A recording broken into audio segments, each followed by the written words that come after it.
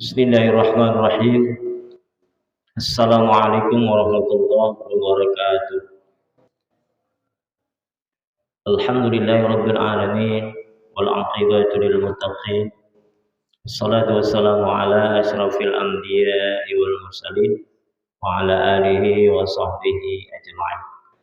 Allahumma shalli ala sayyidina Muhammad wa ala alihi wa ashabihi wa man tabi'ahum bi ihsanin ila yaumiddin. Amma ba'd. فقال الله تعالى في القرآن أعوذ بالله من الشيطان الرجيم بسم الله الرحمن الرحيم يا أيها الذين آمنوا اتقوا الله وقولوا قولا سديدا يصلح لكم أعمالكم ويغفر لكم ذنوبكم ومن يطع الله والرسول فقد فاز فوزا عظيما وقال الله تعالى في القرآن أعوذ بالله من الشيطان الرجيم بسم الله الرحمن الرحيم Inna salata tanha 'anil fahsya'i wal munkar. Shadaqallahul 'azim. Bapak Dato yang kami muliakan, Bapak Imam, Bapak-bapak, orang tua kami, seluruh jamaah salat maghrib, insyaallah sampai Isya yang dirahmati oleh Allah. Kita bersyukur malam ini Allah masih panjangkan usia kita masuk dalam lebih kurang 26 Rajab malam ini.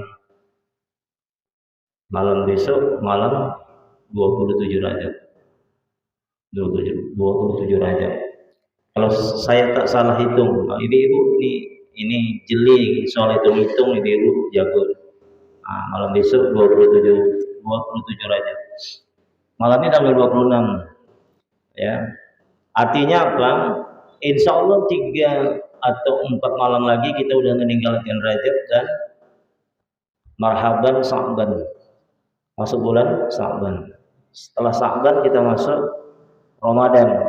Nah, ini makin berdebar jantung kita, ya, makin berdebar kencang jantung kita. Marhaban ya Ramadan, ya syahrul mubarak. Man fariha bi dukhuli Ramadan haramallahu jasadahu 'alan niran. Siapa yang menyambut Ramadan dengan hati senang sukacita, maka Allah haramkan jasadnya tersentuh dari api neraka. Mudah-mudahan kita semua bisa masuk Ramadan. Pak, Allah panjangkan usia kita. Marhaban ya Ramadan. Bisa kita tarawih sama-sama lagi. Bisa kita tadarus sama-sama lagi, buka puasa. Masih terbayang saya banyak kolak-kolak durian di samping ini. Banyak kolak durian. Entah siapa yang ngirimkannya. Kolak durian, semangka banyak ahli ibadah. Nah, ini orang-orang mulia, orang-orang soleh, yang kita nggak heran ya, di Nuran ini orang-orang dermawan banyak, orang-orang soleh banyak. Mudah-mudahan ya Bapak Ibu semua murah rezeki, mudah-mudahan kita bisa bersedekah nanti di Ramadan. Bukan hanya Ramadan, setiap hari, setiap detik banyak yang bersedekah, terutama di hari Jumat. Di hari Jumat, waktu terbaik, ya hari terbaik di hari Jumat, kemudian waktu subuh bersedekah. Jadi besok kita ada program sudah disampaikan oleh Syariah Islam bahwa ada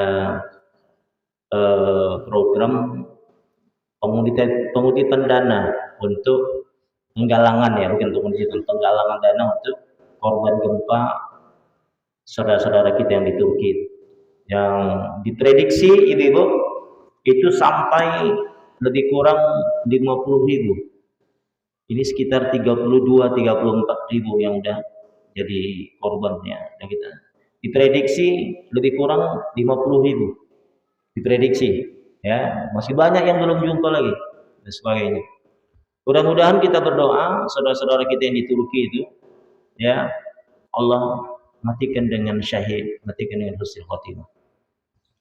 Karena jam 4 pagi itu lebih kurang lagi tidur. Ya, jam 4 pagi gempa itu, jam 4 pagi. Jadi belum sempat kemana-mana, masih tidur. Jam 4 pagi, ya menjelang subuh. Allahu Akbar. Ya, jadi Bapak Ibu yang dimuliakan Allah, kita berbaik sangka karena pemerintah Turki pun sangat luar biasa dengan pemerintah Indonesia ini. Sampai ada pesantren Sulaimaniyah, anak-anak terbaik di Indonesia disekolahkan gratis di Turki, termasuk keponakan kita. Alhamdulillah. Jadi penghafal Quran digratiskan, semua gratis, makan gratis, semua gratis, masya Allah. Nah, jadi alangkah apa namanya, alangkah tidak wajar kalau kita tidak mendoakan, minimal doa lah ya. Kalaupun nggak mau menyumbang, kami nggak ada uang nih Pak Ustaz, uang kami tak ada, minimal doa ya, doakan saudara kita supaya mendapatkan tempat terbaik yang sudah meninggal, dan yang selamat mudah-mudahan Allah berikan yang terbaik insyaallah, amin ya rabbal alamin. Baik Bapak Ibu yang dimuliakan oleh Allah Subhanahu wa taala, ini saya ya mantap juga ini ada channel YouTube kita ini ya, kita dukung lah ya, kita dukung sama-sama apa namanya, Al Muhyiddin Official. Jadi subscribe dan share ya, subscribe dan share. Saya pun nggak ngerti cara ini, nanti saya lihat juga. Ya, mudah-mudahan ini kegiatan kita yang positif, ini positif Pak ya. Jadi jangan ngerti ini kan aduh bid'ah, Nabi nggak pernah buat kayak gini. Ini saya tengok, kalau ada yang bilang bid'ah ini, saya tengok muka, wah rumah hancur kan. Janganlah, ini anak-anak muda yang kreatif ini dukung lah. Janganlah, dikit bid'ah. Tengok muncul waktu, aduh hancur, janganlah kayak gini. Kasar kali kita. Kayak gini kita dukung. Jadi Al Muhyiddin Official, Pak Datuk. Ya, dari sana Pak. Masya Allah. Jadi Bapak Ibu yang dimuliakan oleh Allah Subhanahu wa taala. Baik, malam ini materi kita, waktu kita tidak lama, sekitar setengah jam lebih kurang. Apa yang mau kita bahas ini? Ya, pengajian-pengajian yang bisa membangkitkan, saya berharap untuk menguatkan keimanan kita, dan yang pasti terus kita untuk mengaji, ya, menambah ilmu dan sebagainya. Kalau nanti ada perbedaan sedikit, sudahlah, tinggal kalau yang cabang-cabang perlu ya. Kalau nanti ada ustaz-ustaz datang sikit-sikit, udahlah, jangan kasar kali kita. Karena salah satu ciri-ciri umat Nabi Muhammad itu asyidda'u 'alal kuffar ruhama'u bainahum. Tegas terhadap orang kafir, berkasih sayang kepada sesama kita. Jadi makanya saya sampaikan di mana-mana Pak Datuk, minta maaf. Kalau ada gesek-gesek sikit yang beda-beda sikit, udahlah tinggalin aja. Kunun nggak kunun, apa kita bahas lagi itu? Udah sampai kiamat nggak selesai itu. Apalah, salat tarawih 23 dengan 11. Apa kita besar-besarkan lagi coba? Yang pakai usalli nggak usalli, apa kita besar-besar? Udahlah. Jadi kadang-kadang itu kita angkat-angkat, dan yang tepuk tangan yang membesarkan ini supaya kita gontok-gontokan, berantem dan sebagainya. Ya, mereka tepuk tangan senang. Nah, jadi inilah kita mengaji terus, insya Allah. Ya, nanti kuehnya nanti belakangan ya. Jadi Bapak Ibu yang dilakukan Allah Subhanahu wa taala. Baik. Materi kita malam ini adalah tentang hikmah sholat. Ya. Masya Allah. Hikmah sholat. Ya. 27 rajat itu terjadi peristiwa akbar, besar, fenomenal, yang terjadi pada diri Rasulullah Muhammad SAW. Peristiwa Isra wal Mi'raj. Subhanalladzi asra bi'abdihi laylan minal masjidil haram, tengok, ilal masjidil aqsa. Maha suci Allah yang telah memberangkatkan, memperjalankan. Makanya ada orang-orang yang mengatakan bahwa Nabi ini cuma mimpi, Nabi ini cuma angan-angan. Tidak, jasadnya, ruhnya, ya langsung. Tidak, bukan ruhnya saja. Tidak, bukan mimpi Nabi. Lengkap jasad dengan ruhnya.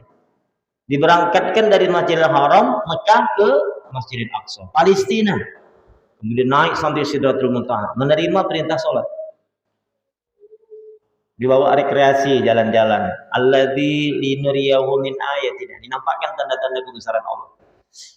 Dibawa jalan-jalan, sampailah dibawa ke surga, bawa jalan neraka dan sebagainya, bawa jalan-jalan. Kemudian pulang Nabi ceritakan tentang Isra Mi'raj ini. Ada yang beriman, ada yang tidak. Termasuklah, maaf, ketika itu umat Islam terbelah menjadi dua. Ada yang beriman, ada yang tidak. Ya, kelompok Abu Jahal dan kawan-kawan makin ini senjata ini. Macam mana kira-kira mau menjatuhkan Muhammad? Inilah celahnya nih. Coba kita kumpulkan. Macam mana kira-kira kita kumpulkan kafir Quraisy, semua masyarakat Quraisy kita kumpulkan. Duduk kalian semua. Kemudian Abu Jahal berkata kepada mereka, kan keponakannya juga, coba Muhammad ceritakan apa yang kau alami tadi malam. Sampaikannya lah cerita. Ya diperjalankan dari waktu itu kata Abu Jahal, kira-kira kalian yakin? Kata yang satu kayaknya enggak. Betul lah Muhammad udah goyang dah. Kemudian ditanya sama Abu Bakar. Kata Abu Bakar, kalau Muhammad yang ngomong, kalau Muhammad yang bicara, jangankan yang seperti itu. Yang lebih dari itu aku percaya. Itu belum gelarnya Siddiq. Yang lebih dari itu aku percaya. Makanya Abu Bakar gelarnya As-Siddiq. Siddiq. Yang membenarkan. Kalau kita hidup pada zaman itu, kira-kira kita masuk kelompok mana? Kira-kira lah. Sekarang kita hidup sekarang nih Pak Dato. Kira-kira seandainya kita hidup di zaman itu, ini hidup kira-kira mau percaya atau enggak kira-kira? Di saat pesawat belum ada, ya kan? Pesawat belum ada. Kira-kira ini kayaknya betul. Kayaknya betul nih, goyim. Tapi begitulah Bapak Ibu yang dijelaskan oleh Allah Subhanahu wa taala. Makanya orang-orang terbaik itu adalah orang-orang yang senantiasa keyakinannya kepada Nabi ini luar biasa. Jadi kata Abu Bakar, jangankan yang itu, yang lebih dari itu aku yakin. Yang lebih dari itu, kalau Muhammad yang ngomong, kalau Muhammad yang bicara, jangankan yang seperti itu, yang lebih dari itu aku percaya, kata Abu Bakar. Berarti hebat. Jadi Bapak Ibu yang dimuliakan Allah Subhanahu wa taala. Panjang kalau kita cerita tentang sholat, tapi yang pasti ya turunlah perintah sholat. Dan sholat ini ibadah yang istimewa. Kenapa istimewa? Karena satu-satunya ibadah yang langsung Nabi terima melalui Allah, tidak melalui perantaran malaikat Jibril adalah sholat. Langsung. Kalau yang lain melalui perantaraan malaikat Jibril. Tapi sholat tidak langsung. Allah yang perintahkan. Hewan. Dan yang mula-mula nanti diperiksa di yaumil akhirah itu sholat. Yang pertama kali diperiksa di yaumil akhirah bukan haji kita, bukan umrah kita. Bukan berapa kali kau sudah bayar zakat. Allah tak tanya zakat kita berapa. Berapa kali kau sudah naik haji? Tidak. Berapa kali kau sudah naik udah berangkat umrah? Tidak, Allah tanya itu dulu. Yang Allah tanya adalah tentang sholat kita. Pertama kali amalan yang ditanya, pertama kali ibadah yang ditanya oleh Allah dan di yaumil akhirah, sholat. Malaikat sini gitu. Coba kau cek sholat hamba. Yang mana ya Allah? Itu si Basir itu, yang dulu tinggal di Noraja, kau cek. Sempurna enggak sholatnya? Bagus tidak? Kalau enggak bagus ya Allah, kau cek sholat sunat. Makanya sholat sunat jangan ditinggalin. Ini kadang-kadang kan kita alergi karena sunat-sunat. Makanya maaf ya Pak, kadang-kadang ada satu minta maaf ya Pak. Apa makna sunat itu? Dikerjakan berpahala, ditinggalkan enggak apa-apa. Ini kadang-kadang bisa membahayakan kita. Ditinggalkan enggak berarti kalau sholat sunat dia maghrib tadi kalau enggak dibuat pun enggak apa-apa. Padahal itu rawatib itu. Masuk dalam hitungan yang 12 rakaat. Dua rakaat setelah maghrib. Termasuk nanti 2 rakaat setelah isya. Bukan sebelum isyanya. Maka sekarang kan kita lihat di mana-mana. Maaf Pak, jangan marah ya Pak. Saya lihat di mana-mana kan lebih kurang sama. Satu-satu yang berbeda saya tengok. Apanya yang sama? Hadis azan isya, semua bangun sholat sunat, gak ada yang duduk. Semua bangun sholat sunat, bagus, mantap. Tapi setelah sholat isya, banyak yang pulang. Padahal itu bukan pulang ke rumah, ngopi di samping. Allahu Akbar, 2 rakaat nggak sampai setengah jam. Ini rawatibnya 2 rakaat setelah isya. Ini masuk rawatib Pak. Bukan 2 rakaat sebelum isyanya. 2 rakaat setelah isya. Itu yang rawatibnya. Yang ditinggalin ini. Nabi gak pernah tinggalkan. Siapa yang melaksanakan 12 rakaat kata Nabi, maka Allah akan bangun istana untuknya dalam surga. Allahu Akbar. Inilah rawatib. Ya, inilah rawatib. Termasuk nanti 2 rakaat sebelum subuh. 2 rakaat sebelum subuh. Ini termasuk salat sunat fajar. Raka'ataini salatul fajri khairun minad dunya wa ma fiha. 2 rakaat salat sunat fajar yang kau lakukan itu kata Nabi, itu lebih baik daripada dunia dan seisinya. Termasuk tadi salat 2 rakaat setelah isya. Ini jangan tinggalin. Saya pernah diundang, ada satu orang imam. Assalamualaikum Pak Ustaz. Waalaikumsalam. Bapak di mana? Di rumah. Kemana malam ini? Kosong. Oh, cocok lah ke kampung kami ya Pak. Saya tak sebutkan kampungnya. Masjidnya agak masuk ke dalam, terpisah dari rumah-rumah yang lain. Depannya itu kuburan. Kalau buka jendela, nampak batu-batu nisan. Banyak tiang-tiang. Kemudian kita datang. Kebiasaan saya, kalau dia bilang habis Isya acaranya, saya Isya di situ biar gak terlambat. Malu kita telat. Jadi siap sholat Isya dan nggak pernah kita tinggal. Bukan kita ria.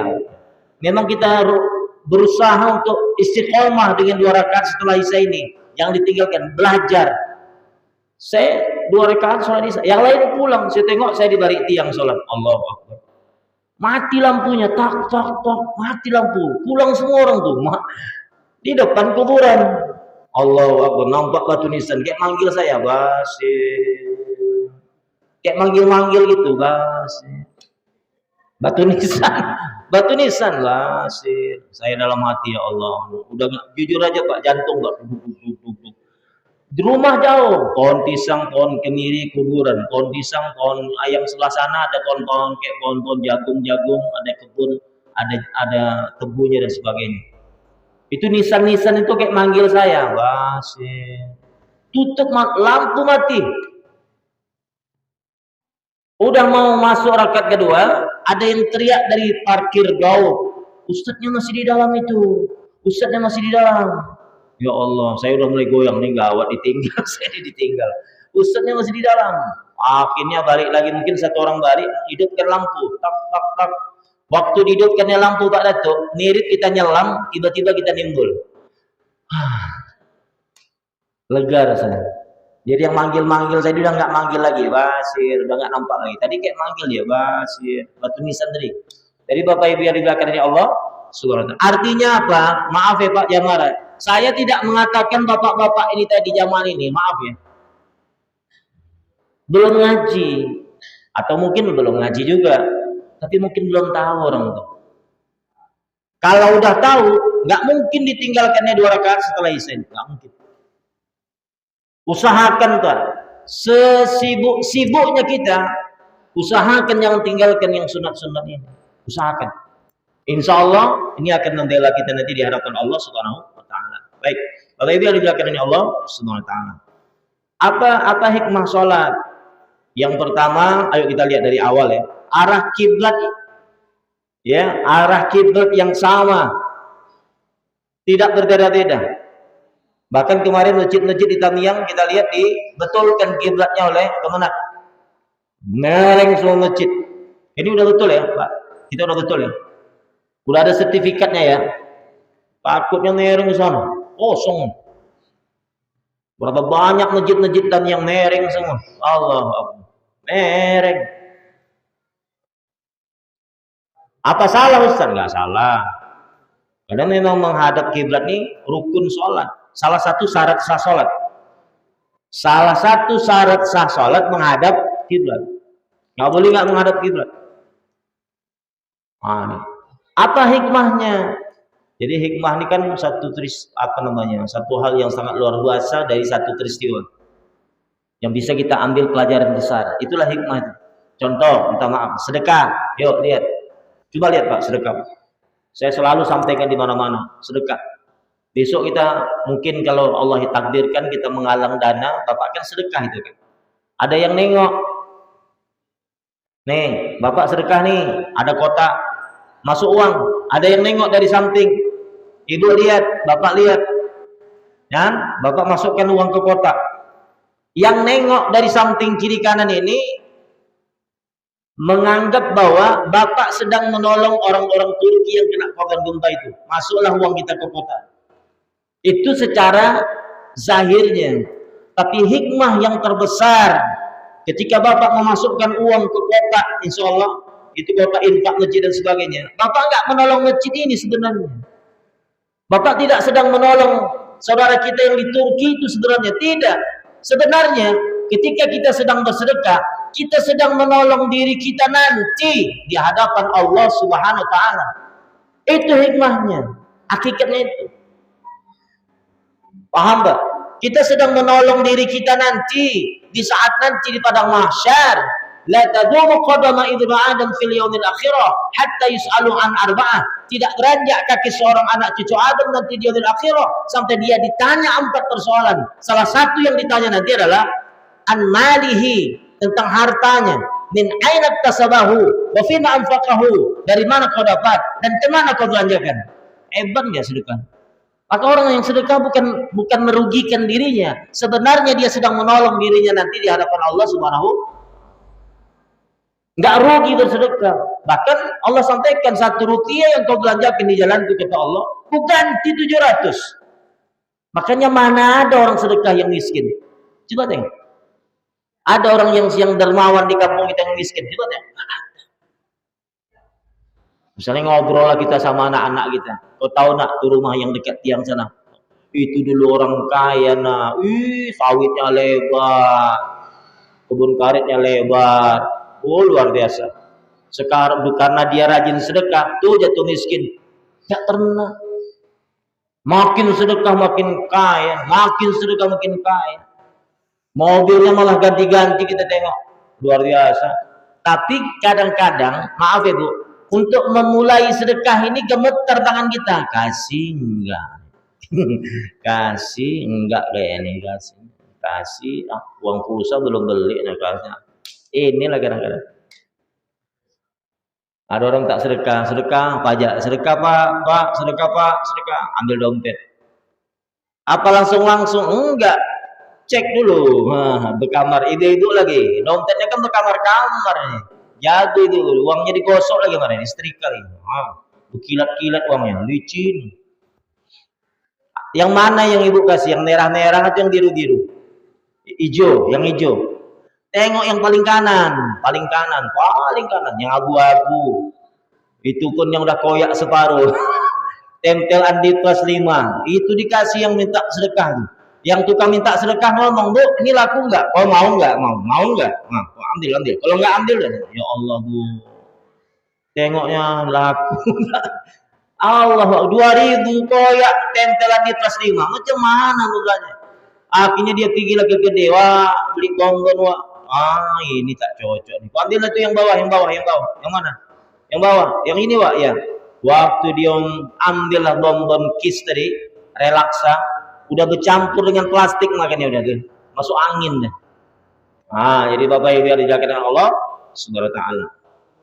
Arah kiblat yang sama. Maksudnya apa, Pak Ustaz? Artinya menumbuhkan rasa kesatuan dan keyakinan yang sama. Kesatuan dan keyakinan yang sama. Itu kiblat yang sama. Jadi Islam ini enggak boleh pecah-pecah. Silakan Bapak dengan pakaian yang berbeda-beda. Ada yang Nahdlatul Ulama, silakan. Ada yang Muhammadiyah, silakan. Ada yang Al-Wasliyah, silakan. Ada yang Persis, silakan. Tapi ketika menyangkut akidah, sama kita di hadapan Allah. Asyhadu an la ilaha illallah wa asyhadu anna Muhammadan Rasulullah. Sama kita di hadapan Allah, enggak ada yang berbeda. Yang berbeda apa? Seragamnya aja cuma. Hati kita sama. Waktu takbir sama kok. Allahu Akbar. Tangannya di mana? Sama semua. Agak berbeda sedikit. Ya, salah. Ada yang di sini tadi. Saya tengok ini, ada yang di sini. Ada. Ada yang di sini. Ada yang ke bawah sedikit. Saya lihat tadi. Apa mau kita salahkan? Jangan. Nanti ada sholat sini, Pak. Sini, Pak. Sayang, sini Pak. Bapak tadi kenapa kok kayak gini? Ini kan kayak orang asma. Aduh, berantem, berpijak-pijak sampingan. Jangan. Ini yang membuat masjid kita nanti nggak ramai. Kalau ada masalah yang kita selesaikan sama-sama, betul nggak Pak? Sama-sama kita selesaikan. Jadi keyakinan yang sama, ya kan? Persatuan. Hikmah daripada arah kiblat yang sama. Tidak ada yang berbeda. Makanya tengok di musim haji, Pak. Waktu musim haji, Allahu Akbar. Sama tuh. Tawafnya sama. Labbaik Allahumma labbaik syarika laka labbaik innal hamda. Ya kan, Bu? Wa ni'mata lak wal mulk la syarika lak. Apa dibilang sana? Negro. Sana. Kau jangan campur sama orang Asia, orang Afrika sana, orang Amerika di tengah. Ini agak-agak tinggi-tinggi. Nggak ada tuh campur-campur. Malah kita tengok di YouTube mau cium Hajarul Aswad, rebet-rebet. Di situ negronya ada, Ethiopia itu, ada Amerikanya. Yang paling pendek kita tengok orang-orang Indonesia, kena ketiaknya lah. Nete satu-satu. Apa kita harus marah-marah? Enggak. Jadi apa itu yang dilakukan Allah? Nah, ini jangan, saya mohon Pak, tidak maaf. Jangan kita bertelingkah-telingkah, jangan kita berantem-berantem. Kalau masih syahadat kita sama. Asyhadu alla ilaha illallah wa asyhadu anna Muhammadar Rasulullah. Berarti bapak saudara saya saudara bapak. Sama kita di hadapan Allah Subhanahu wa taala. Tidak ada yang berbeda. Ya, makanya minta maaf Pak, saya ingin santai. Di masjid ini enggak ada perbedaan-perbedaan. Ini orang-orang apa nih? VIP nih. Ditulis nih VIP. Ini kalau ada tulisan kayak ini Pak, maaf. Besok saya nggak masuk lagi ke masjid nih. Ini VIP. Mana? Tiba-tiba datanglah parkir. Maaf ya. Tukang becak. Pulang. Oh di teras kau. Ini dari charter ini. Dari booking ini. VIP. Di booking. Kalau ada masjid yang model kayak gini, saya nggak masuk di masjid ini. Sama kok kita.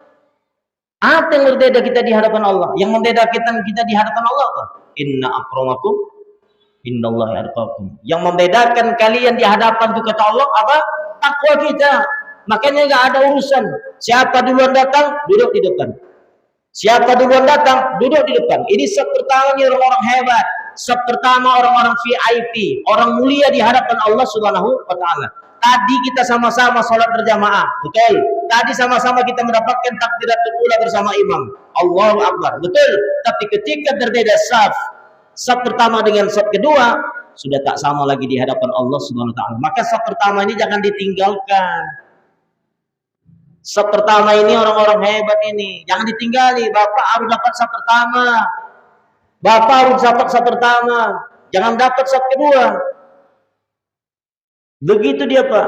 Makanya kan kadang-kadang ada nih, udah mau sholat Jumat, udah baris nih, tiba-tiba turunlah pakai Fortuner terbaru 3, dikawal lagi, bunyi ada orang turun, puk, DKM melirik, gubernur, diusir yang sini, geser. Kenapa? Gubernur, nggak ada urusan Pak. Kalau dia datang terlambat, duduk dekat WC sama belakang. Nggak ada berbeda. Tapi Pak macam mana lah Pak? Nanti nggak dapat 10 juta. 10 juta. Gubernur Medan datang hari kan sini. Yang khutbah orang kedua raja. Siapa Ustaz? Ustaz Basir. Yang khutbah orang kedua raja. Gubernur Sumatera Utara datang. Sini Pak nih, ditengoknya muka si Basir tuh, Oh, mantap Pak. Tiba-tiba setelah itu dapat bantuan 10 juta. Kalau kami taruh di belakang Pak, tak dapat 10 juta. Ini pula penyakit kita. Tapi memang dia cepat datang waktu itu. Saya yang terlambat. Itu Pak. Jadi Bapak Ibu yang dilakukan ini hikmah yang pertama, arah kiblat yang sama. Yang kedua, berdiri, qiyam. Apa hikmah berdiri ini Pak Ustaz? Menggambarkan tentang hidup seseorang yang penuh dengan kedewasaan, kekuatan fisik, dan kedudukan yang kuat di segala sisi. Berdiri, qiyam. Maka kalau sholat nggak boleh duduk, berdiri, qiyam, ini rukun daripada sholat. Kalau bapak bisa berdiri, bapak duduk, bisa nggak sah sholatnya. Kecuali memang udah nggak mampu. Waktu rakaat pertama sanggup, tiba-tiba masuk rakaat kedua sesak, duduk aja, sesak, duduk. Tapi awalnya kita tetap berdiri. Apa hikmahnya? Menggambarkan kekuatan fisik, kedewasaan, ya.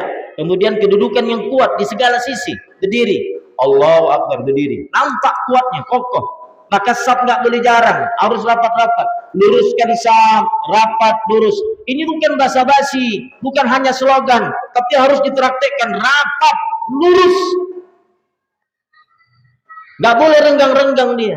menggambarkan kekuatan, kehebatan, izzah, berdiri. Hebat, Pak. Rapat. Maka nggak boleh renggang-renggang. Ini kadang-kadang kan, maaf ya Pak, maaf saya berdiri. Kita geserkan kaki kita tersentuh, dia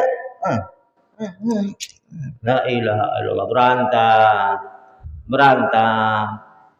Cobalah. Coba. Rapat dia. Jadi Bapak Ibu yang dimuliakan oleh Allah. Apa kata Allah dalam surah An-Nisa ayat 9? Wal yakhshal ladzina law taraku min khalfihim dzurriyyatan di'afa khafu 'alaihim falyattaqullah wal yaqulu qawlan sadida. Takutlah kalian meninggalkan generasi-generasi yang lemah di belakang kalian, yang kalian khawatirkan terhadap kesejahteraannya. Falyattaqullah, maka takutlah kalian kepada Allah, wal yaqulu qawlan sadida, dan bicaralah yang baik-baik, yang benar. Artinya apa? Ini anak-anak kita mulai dini sudah kita ajarkan tentang fisik. Maka kata Nabi, ajarkan anakmu berenang, ya kan Pak? Apa lagi? Berkuda, memanah. Itu kan melatih fisik mereka itu, berenang, berkuda, memanah. Berkuda ini bukan sembarangan bisa Pak. Jarang-jarang ada yang bisa ini. Berkuda ini. Bapak pernah naik kuda? Saya pernah Pak, cuman foto aja sebentar. Foto, kuda tuh berhenti, foto turun lagi. Kuda tuh berhenti, naik kuda. Tapi kalau yang betul-betul, oh ini hebat. Anak-anak kita kuat, anak-anak kita apa namanya, cerdas dan sebagainya. Dan makanya kata Allah, takutlah kalian meninggalkan generasi yang lemah. Yang ketika nanti kalian meninggalkan dunia ini, mereka nggak ngerti apa-apa. Asik nangis, asik ngomong apa? Abang nanya, abang bertanya-tanya, asik ngomong itu yang pandai dia, yang lain nggak tahu. Abang nanya, mama bertanya-tanya, la ilaha illallah. Abang candu, abang tercandu-candu, la ilaha illallah. Itu yang pandai dia, yang lain nggak tahu deh. Maka Bapak Ibu yang dimuliakan Allah, ini maaf ya Bu, maaf nih jangan marah nih. Ibu-ibu jangan ngomong kayak gitu sama suami. Sekarang udah mulai gawat nih, ibu-ibu udah ngomong kayak gitu sama suaminya. Kemarin saya kena, saya bilang sama istri jangan ngomong kayak gitu lagi, saya bilang sakit hati. Mana peci merah deh, abang nanya, abang bertanya-tanya, abang nanya, abang bertanya, la ilaha illallah, janganlah kayak gitu, saya bilang janganlah, jangan. Bapak ada Pak Datuk tenang enggak ya? Mana kunci kereta dek? Abang nanya, abang bertanya-tanya. Oh, nggak usah kasih buang belanja 2 bulan. Jadi Bapak Ibu yang dimuliakan ini Allah Subhanahu Wa Taala. Nah, ini berdiri menandakan hikmahnya adalah kita harus kuat. Ya, karena Muslim yang kuat lebih dicintai oleh Allah daripada Muslim yang lemah. Jangan jadi peminta-minta. Nggak boleh jadi peminta-minta kalau kita masih kuat kerja. Bahkan maaf Pak, jangan marah ya Pak, jangan marah ya. Orang-orang non-Muslim sekarang malu minta sedekah ketimbang kita. Tengok kita Pak, lengkap jasadnya. Betul. Malu kita kadang-kadang. Kita Muslim, orang Islam, tapi tidak mengamalkan ajaran Islam. Sementara orang-orang non-Muslim yang nggak paham tentang agama Islam, tapi dia mengamalkan aja, nggak mau dia minta sedekah. Jarang kita tengok orang-orang yang minta sedekah. Nggak ada Pak. Maka Bapak Ibu yang dimuliakan ini Allah Subhanahu Wa Taala. Yang ketiga, ruku, simbol kerendahan hati, perjalanan hidup yang semakin semakin dewasa. Ruku, Allahu Akbar. Waktu kita ruku, coba lihat, simbol kerendahan hati dan perjalanan hidup yang semakin menua, semakin dewasa dan menua. Artinya apa? Semakin lama kita semakin tua. Semakin lama semakin tua. Tengok kakek-kakek kalau sholat. Bu, maaf ya Bu, atuk-atuk kalau sholat. Apalagi kena imam yang baca lama. Goyang macam kena angin ya. Nih. Artinya apa? Artinya Bapak Ibu yang dimuliakan oleh Allah mengajarkan kepada kita untuk rendah hati. Tidak ada sombong, tidak ada angkuh, tidak ada namanya anania, keakuan. Akulah yang paling, akulah yang pantas, akulah yang seharusnya dapat jabatan itu, aku bukan dia. Dia tak pantas, dia anak kemarin sore, tak pantas dia mendapatkan jabatan itu. Akulah seharusnya. Kalau udah seperti ini, ini percuma rukuk yang dia lakukan. Waktu dia rukuk itu nggak ada nilainya. Allahu Akbar. Sebenarnya rukuk mengajarkan kepada kita untuk ada rendah hati, tawadhu, nggak sombong kita dalam menjalankan hidup ini. Nggak sombong. Makanya Bapak Ibu yang dilakukan oleh Allah. Habis ya. 1 menit lagi. Masya Allah. Ya nggak terasa. Ini banyak lagi setelah ini. Nanti ya sampai sujud belum, tumak ninah, kemudian tahiyat. Kemudian terakhir nanti ada salam. Ya, salam. Salam itu menandakan bahwa kita harus menebar kebaikan di seputaran kehidupan kita. Assalamualaikum warahmatullahi. Assalamualaikum warahmatullahi. Apa kata Nabi? Al-muslimuna man salimal muslimun min lisanihi wa yadihi. Orang muslim yang baik adalah muslim yang bisa menebarkan, yang bisa memberikan keselamatan kepada orang-orang sekitarnya dari kejahatan lisan dan tangannya. Jadi kalau misalnya gara-gara lisan kita masih tersentuh hati orang, gara-gara tangan kita kejahatan tangan masih tersentuh orang lain, merasa sakit hati dengan kita dan sebagainya, ini belum selesai lagi sholat kita. Makanya Bapak Ibu yang dimuliakan oleh Allah, puncak daripada keistimewaan sholat adalah inna sholata tanha anil fahsya'i wal munkar. Sesungguhnya sholat harus dapat mencegah perbuatan keji dan munkar. Saya rasa ini saja yang dapat saya sampaikan dalam kesempatan yang sangat mulia ini. Selamat menyambut hari Isra wal Mi'raj tahun 1442 Hijriah, 1444 Hijriah. Mudah-mudahan kita semua menjadi orang-orang yang menegakkan sholat sampai akhir hayat kita kelak. Amin ya rabbal alamin. Subhanakallahumma wa bihamdika asyhadu an la ilaha illa anta astaghfiruka wa atubu ilaik. Assalamualaikum warahmatullahi wabarakatuh.